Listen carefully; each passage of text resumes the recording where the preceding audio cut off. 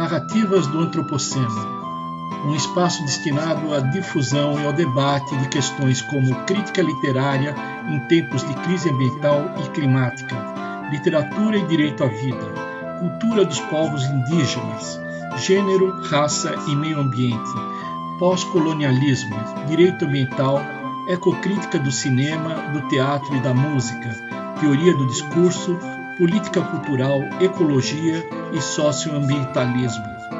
Narrativas do Antropoceno é produzido e apresentado por Guilherme Purvin, especialmente para o podcast da revista PUB Diálogos Interdisciplinares.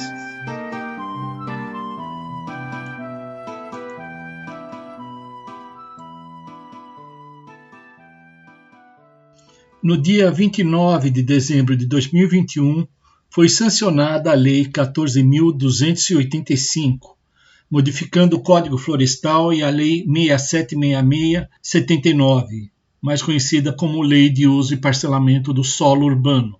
Estas eram as duas leis que ofereciam no plano federal as garantias ambientais de proteção da vida humana nas cidades. O Código Florestal protege as matas ciliares dos rios, estejam elas em área urbana ou rural. Os rios obedecem às leis da física e não a regras jurídicas. As águas da chuva sempre vão correr em direção ao fundo dos vales, e se essas áreas estiverem ocupadas e impermeabilizadas, o que vai ocorrer serão inundações, desmoronamentos, desabamento de edificações, além de afogamentos e doenças causadas pelas águas servidas, como, por exemplo, o tifo. As tragédias que ocorrem no momento em todo o país demonstram esta obviedade da necessidade de se promover a proteção das margens dos rios, impedindo sua ocupação. Mas desde o início deste ano, as matas ciliares só são protegidas por leis federais se estiverem em áreas rurais. A Lei de Uso e Parcelamento do Solo Urbano proibia edificações no entorno das correntes de água. Ela ia na mesma linha do Código Florestal, embora a metragem das áreas não edificáveis pela Lei 6766 de 79 fosse menor do que a do Código Florestal. Mas tudo isso deixou de valer a partir de 1º de janeiro deste ano, isto é, na época em que ocorrem mais tragédias ambientais urbanas por conta das chuvas em todo o país. Na Marginal Tietê, a enchente bloqueou o trânsito nos dois sentidos e muitos carros ficaram no meio do alagamento. Na Bahia, mais de 60 municípios estão em situação de emergência por causa das fortes chuvas. 17 pessoas morreram. A Defesa Civil e os bombeiros trabalham juntos para chegar até as famílias que ficaram isoladas. A partir de agora, em áreas urbanas consolidadas, os municípios vão definir as faixas de proteção ao longo dos rios. Há, é claro, na lei, alguma simulação de preocupação ambiental. Os municípios não deverão permitir, por exemplo, a ocupação de áreas com riscos de desastres. Mas quem definirá onde há ou onde deixa de haver risco de desastres? E qual vai ser a responsabilidade civil, penal e administrativa de quem aprovou uma lei que desconsiderou esses riscos? Os conselhos municipais do meio ambiente muito provavelmente vão contar com uma folgada maioria dos representantes do setor imobiliário e da administração municipal. Há alguma dúvida de que os municípios vão reduzir a proteção das APPs em relação aos parâmetros até então fixados por leis federais?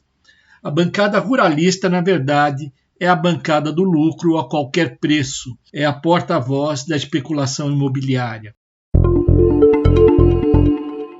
Sob a perspectiva jurídica, a nova lei é inconstitucional, porque afronta o princípio federativo. Acompanhe o raciocínio. O inciso 1º do artigo 60, parágrafo 4º da Constituição de 88, dispõe sobre as cláusulas pétreas, ou seja, sobre aquelas matérias que não podem sequer ser objeto de deliberação no Congresso Nacional. Dentre elas, se destaca a proibição de se abolir ou aviltar a forma federativa do Estado brasileiro. a proteção da federação se dá sobretudo com a distribuição de competências. Essas competências podem ser legislativas, ou seja, produção de leis, e materiais, ou seja, aplicação das leis existentes, enfim, administração pública. Os entes federados não podem abrir mão de suas prerrogativas constitucionais por mero capricho do Congresso Nacional. Assim, os municípios não podem descurar da proteção do meio ambiente, porque a eles compete, conjuntamente com a União, os Estados e o Distrito Federal, nos termos do artigo 23, incisos 6º e 7º da Constituição, proteger o meio ambiente, combater a poluição em qualquer de suas formas, preservar florestas, fauna e flora. Vejam, esse dispositivo trata da proteção do meio ambiente, do combate da poluição. Ele não está falando da edição de novas leis. Assim, quando se fala de proteção do meio ambiente, quando se fala de administração ambiental, a gente está falando de competência material. E essa competência material em matéria ambiental, ela é comum a todos os entes federados. Mas essa competência material não se confunde com a competência legislativa, ou seja, a competência das assembleias legislativas ou do Congresso Nacional, ou no caso dos municípios, das câmaras municipais, de produzirem novas leis. O Constituinte de 88, sabendo da intensidade que exerce o mercado sobre os entes políticos, sobretudo com a promessa de empregos, de geração de empregos, de circulação de renda no município, ele excluiu algumas matérias do âmbito da competência legislativa municipal. Isto, fique claro, para que as câmaras municipais não cedam à pressão do mercado, que sempre vai querer lucrar mais, reduzindo os direitos socioambientais. Em resumo, os municípios, de acordo com a Constituição Federal, eles podem e devem zelar pela proteção do meio ambiente, porque esta é uma competência material comum a todos os entes da federação. No entanto, não existe previsão de legislar sobre matérias que a Constituição atribuiu apenas à União, aos Estados e ao Distrito Federal. Mas a gente não está falando apenas em incompetência legislativa municipal. A nova lei também usurpou competência legislativa dos estados e do Distrito Federal.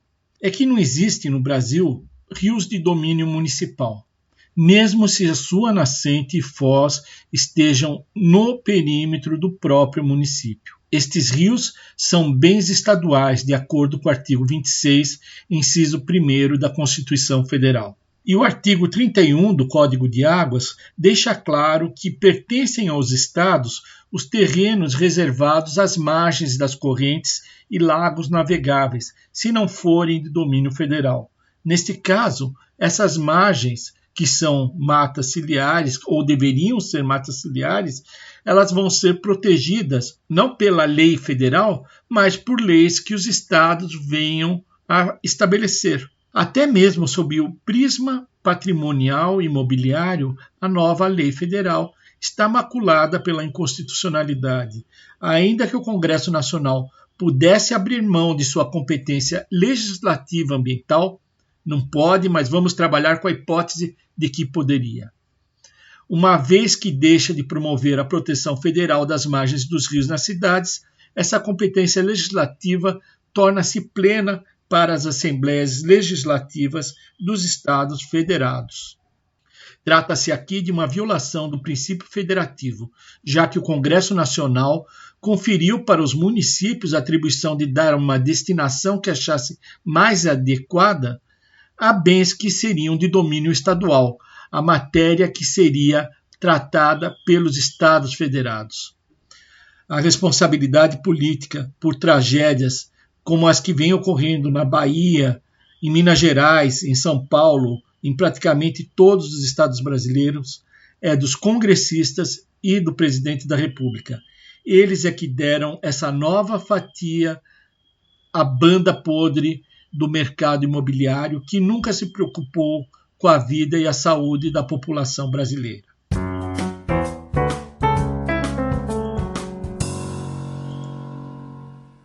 A dica de cinema para hoje é o filme A Qualquer Preço. O filme está disponível para aluguel na plataforma Amazon e também pode ser encontrado em DVD. Ele foi produzido em 1999 para os estúdios Paramount Pictures e a classificação etária é 12 anos. Questões como a relação direta entre consumo em massa, poluição industrial e saúde, na década de 1990 eram pouco exploradas no cinema, embora se encontrasse difundido o debate ambiental no planeta. Temas como leucemia, asbestose ou envenenamento causado pela ingestão de produtos que lotavam prateleiras de supermercados constituiriam roteiros micados na indústria cinematográfica. Podem até ter sido oferecidos roteiros para a exploração desses temas, mas a pauta ambiental no cinema era voltada em especial à proteção de animais fofinhos, golfinhos, filhotes de leões, ursos panda, etc. O filme Civil Action, no Brasil A Qualquer Preço, foi uma exceção. Steven Zaillian é mais conhecido por seus trabalhos como roteirista. É dele o roteiro de A Lista de Schindler, Tempo de Despertar, Hannibal, O Irlandês, dentre outros. Em A Civil Action, Zaillian cuidou do roteiro, da produção e da direção. O filme é estrelado por John Travolta, Robert Duvall e William Macy e conta a história de advogados especializados em ações acidentárias e que acabam se envolvendo na área ambiental ao aceitarem patrocinar uma ação civil em defesa da população de um lugarejo chamado East Woburn, uma cidadezinha de Massachusetts. Nessa cidade, a água estava contaminada por resíduos industriais despejados, como se vem a saber no curso do filme, pela Riley Tannery, uma indústria local. Essa contaminação seria a causa da alta incidência de câncer, sobretudo em crianças. Os advogados descobrem que por trás da pequena indústria poluidora estão as empresas Beatrice Foods e W.R. Grace & Company. Não se trata de empresas fictícias. A Grace é uma gigante na área da indústria química e trabalha em parceria com seus clientes, incluindo, de acordo com o site da própria empresa, muitas das marcas mais reconhecidas do mundo. Nesse mesmo site, ela afirma estar comprometida em entregar valor com segurança e sustentabilidade aos seus clientes, acionistas e às comunidades onde opera. A Beatrice Foods, por sua vez, foi uma importante empresa norte-americana fundada em 1894 e que foi extinta em 1990. A Riley Tannery era uma divisão da Beatrice Foods, que por muitos anos havia despejado efluentes tóxicos nas águas, contaminando o aquífero subterrâneo que fornecia água potável para East Woburn.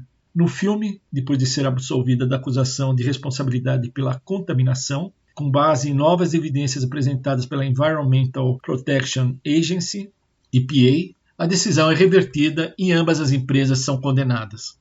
A Civil Action narra de forma realista a enorme dificuldade que a população tem para enfrentar os conglomerados responsáveis por acidentes ambientais de extrema gravidade, seja pela complexidade na produção de provas, seja pelos elevadíssimos custos da ação. Steven Zaillian retrata um momento em que havia ainda esperança na defesa do meio ambiente. Basta lembrar que em 1992 a ONU estava aprovando no Rio de Janeiro as Convenções da Biodiversidade e das Mudanças Climáticas. A EPA ainda não havia sido desestruturada e podia passar por, entre aspas, heroína das vítimas da contaminação ambiental.